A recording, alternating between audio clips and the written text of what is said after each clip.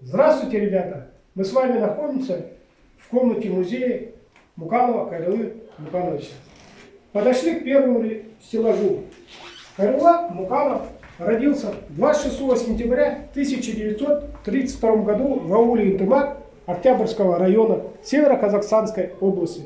После окончания аульной школы на родном языке продолжил учебу на русском языке в Мительской 7-летней школе.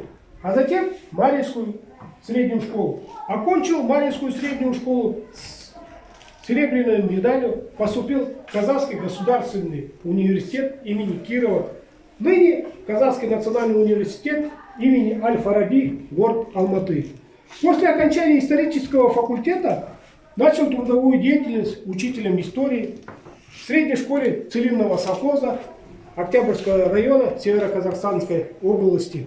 В 1956 году был назначен заучем школы. После директором Городецкой 8-летней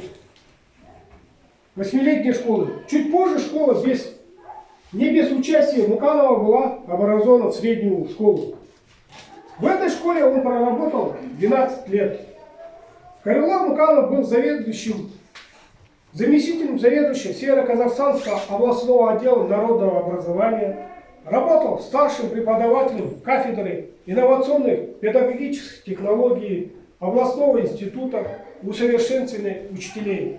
Несколько лет работал председателем Государственной экзаменационной комиссии на историческом факультете университета.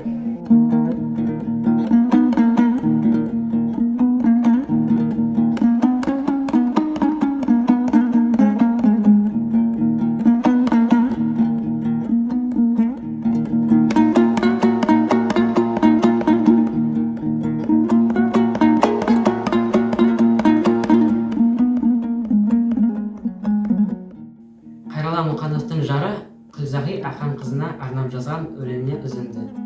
Сенің арқан. Сенің арқан, менің болай жүргенім, еш алаңсыз еркін өмір сүргенім, туыстармен, жолдастармен әрқашан таза көңіл сыйластықты білгенім. Сенің арқан, қызметте өскенім, өзім менен бақытты өмір кешкенім. Балаларды тәрбиелеп екеулеп, көргеніміз олардың да өскенім.